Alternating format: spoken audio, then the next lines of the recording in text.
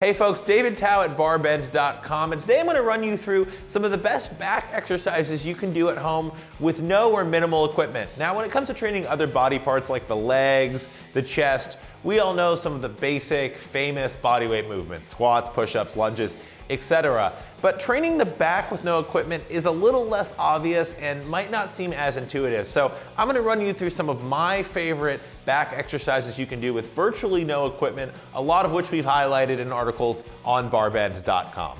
Now, I do want to give a quick shout out to one of our awesome BarBend contributors, and that's Jay Polish, who wrote a really cool article on back movements and back exercises you can do at home with no equipment. I'm basing a lot of this around that article. I'll add in some of my own and some from other content we've written and published, but definitely check out Jay's back exercises at home article, which we'll link in a card up there and in the description below.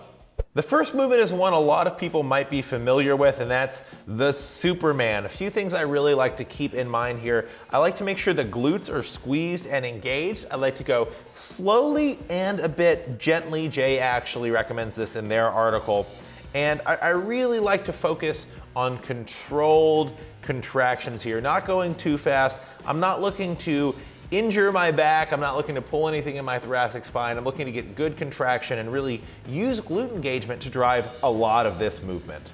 Next up, we have reverse snow angels. Now, this is actually a movement that's pretty new to me, but I like it quite a bit. It's a way to get some upper back engagement while also really working on upper back and shoulder mobility. Again, slow, controlled reps. What you can do to actually make it even more difficult is place two low objects out to either side of your body and actually try and clear those objects on each pass of your arms. Next up, we have the cat-cow. Now, this is known as being more of a mobility go-to for a lot of strength athletes, but if you're training the back, this is definitely something I'd really recommend doing. Maybe throughout the day if you're stuck at home, or after training, really work on both elements of this movement, the thoracic contraction, the extension, the cat and the cow position, both really great, and also something we should probably be doing every day as lifters just to really promote good spine health and mobility. Next up, we have the inchworm. Now, this is something you might be more familiar with, especially if you're a CrossFitter and doing a warm-up before a workout, but I find really good back and even lat engagement when doing this workout for reps. You're not gonna go super fast, but doing these for some larger sets, maybe sets of 8 or 10, you're definitely gonna feel some back engagement here. Now, you can see from the video, I don't have the best mobility in the world, especially when it comes to the hamstring, so this is also something that's good to fit into your mobility routine in addition to a day when you're just trying to get some back engagement.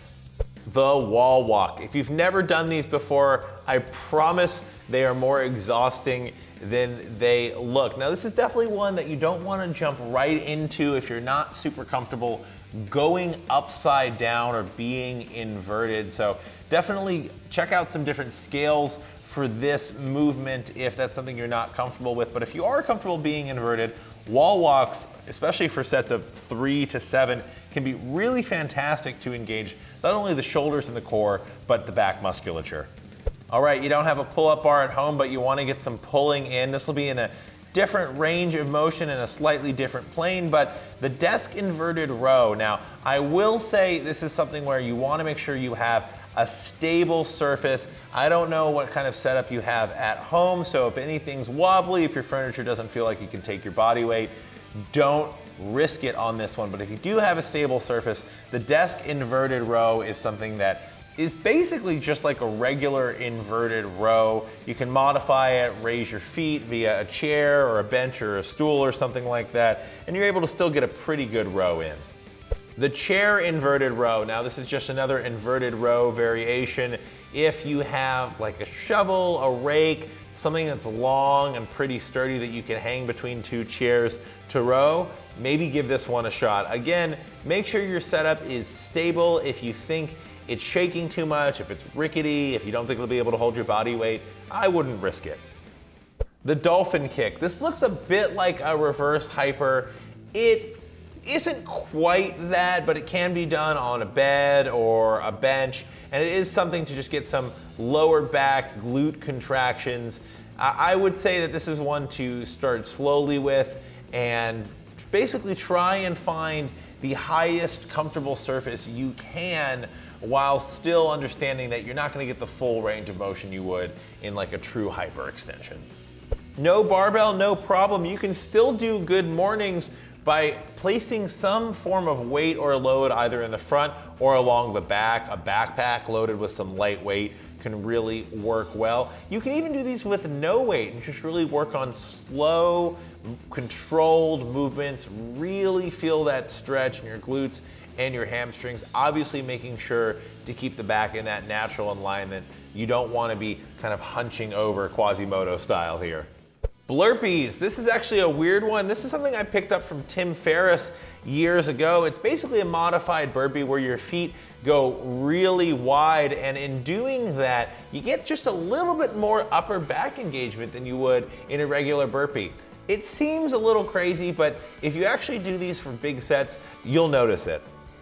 Next up, we have floor slides. I really like these. I got them from my friend Angela Gargano. Now you can place a towel or something along your stomach so you can slide basically and replicate that pull-up motion, but while you're lying horizontally. You can also kind of do these one arm at a time and crawl your way forward along the floor, and it really does a pretty good job of replicating what you would feel in a pull-up. And finally, backpack rows. Load your backpack with some weight, do a row. This is technically equipment or turning something a lot of people have in their homes into a piece of equipment. It's better than nothing. Is it going to be exactly like doing this with a dumbbell or a kettlebell? Probably not, but you can weigh your backpack with books, cans of food. I've seen a lot of different things people have used, bottles of water. You can get that up to 20, maybe even 30 pounds and get some pretty good contractions doing bent over rows.